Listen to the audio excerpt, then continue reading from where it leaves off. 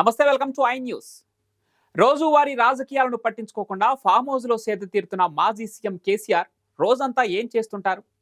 కేసీఆర్ కు ఎన్ని ఎకరాల భూమి ఉంది, అందులో ఏం పండిస్తారు, ఎంత ఆదాయం వస్తుంది, ప్రస్తుతం ఆయన ఏ పంట వేశారు అనేవి అంతా ఆసక్తిగా అడిగే ప్రశ్నలు. అయితే ఈ ప్రశ్నలకు అంతే ఆసక్తికరమైన సమాధానాలు లభ్యమవుతున్నాయి. ప్రస్తుతం కేసీఆర్ వ్యవసాయం బంద్ పెట్టేశారు. పంటలు పండించడం లేదు. ఏ పంట వేసినా వేస్ట్ అని డిసైడ్ అయిపోయారు. వెదురు బొంగుల వ్యాపారంలోకి దిగారు. లోతుల్లోకి వెళ్లి తెలుసుకుంటే మరిన్ని ఇంట్రెస్టింగ్ విషయాలు తెలుస్తున్నాయి. అసెంబ్లీ ఎన్నికల్లో బీఆర్ఎస్ ఓడిపోయిన తర్వాత ముఖ్యమంత్రి పదవికి రాజీనామా చేసిన కేసీఆర్ నేరుగా ఎర్రవల్లిలోని ఫామ్ హౌస్ కి వెళ్లిపోయారు. పార్లమెంట్ ఎన్నికల్లో ప్రచారంలో పాల్గొనడం మినహా నాటి నుంచి నేటి వరకు అందరికీ దూరంగానే ఉంటున్నారు. ఫామ్ హౌస్ కి పరిమితమయ్యారు. వ్యవసాయం మీద ఎక్కువ మక్కువ కలిగిన కేసీఆర్ పంటల సాగు మీదే దృష్టి పెట్టారని ఆయన సన్నిహితులు చెబుతున్నారు. అయితే కేసీఆర్ ఏ పంట వేశారు, ఎన్ని ఎకరాల విస్తీర్ణంలో సాగు చేస్తున్నారు అనే అంశాలపై సాధారణ జనం కూడా ఆసక్తి కలిగి ఉండడం సహజం. కేసీఆర్, ఆయన కొడుకు కేటీఆర్, మిగతా కుటుంబ సభ్యుల పేర దాదాపు 130 ఎకరాలు ఎర్రవల్లి గ్రామ పరిధిలో ఉన్నట్లు సమాచారం.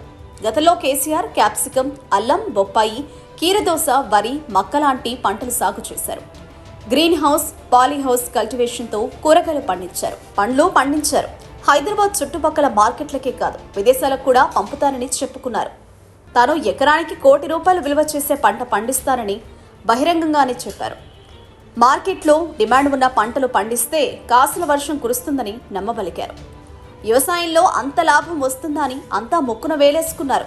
రాజకీయాల్లో బిజీగా ఉన్నప్పుడే అంత పంట పండించిన కేసీఆర్ ఇప్పుడు పూర్తి సమయం వ్యవసాయానికి కేటాయిస్తే ఇంకా ఎన్ని బంగారు పంటలు పండిస్తారో అని అనుకోవడం సహజం.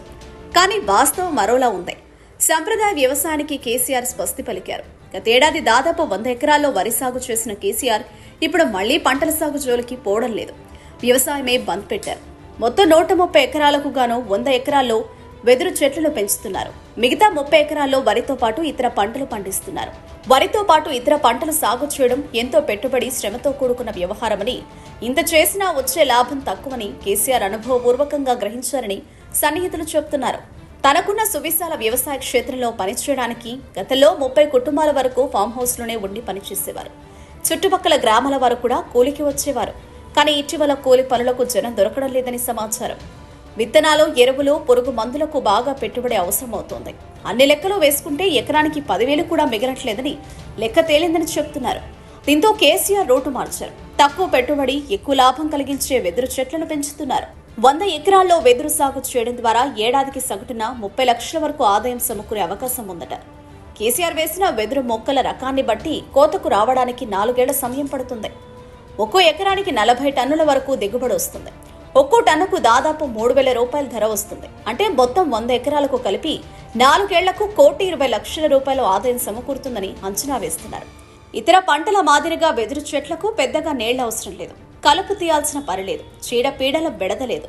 మార్కెట్ సమస్య లేదు. రోజు కాపు కాయాల్సిన అవసరం లేదు. అందుకే ఏమాత్రం రిస్క్ తీసుకోకుండా ఉండేందుకు వెదురు చెట్ల పెంపకానికి కేసీఆర్ ప్రాధాన్యత ఇచ్చినట్లు చెప్తున్నారు. ప్రతిరోజు వెదురు చెట్ల చుట్టూ ఒక రౌండ్ వేసి రావడం ఇప్పుడు కేసీఆర్ దినచర్యలో ప్రధాన భాగమట. ముఖ్యమంత్రిగా ఉన్నప్పుడు, అంతకుముందు ఉద్యమ సమయంలో ఉదయాన చాలా సమయం పేపర్లు చదవడానికి కేటాయించేవారు. కానీ ముఖ్యమంత్రి పీఠ నుంచి దిగిపోయిన తర్వాత పేపర్లు చదవడం బాగా తగ్గించారని చెప్తున్నారు. గతంలో పుస్తకాలు బాగా చదివే కేసీఆర్ ఇప్పుడు పుస్తకాల జోలికి కూడా పోవడం లేదట.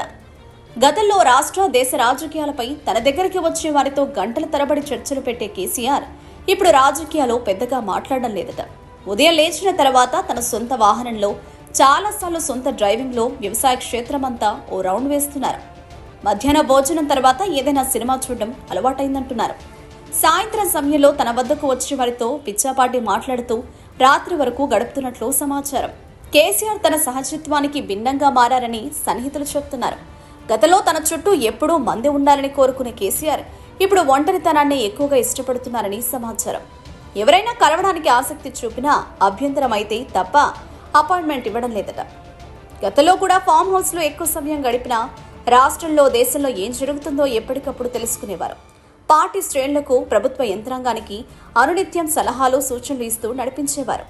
కానీ ఇప్పుడు పార్టీ వ్యవహారాలను కూడా పెద్దగా పట్టించుకోవడం లేదట. ఎప్పుడో ఒకసారి, అది కూడా అత్యవసరమైతే తప్ప కేటీఆర్ లేదా హరీష్తో మాత్రమే మాట్లాడుతున్నట్లు చెబుతున్నారు.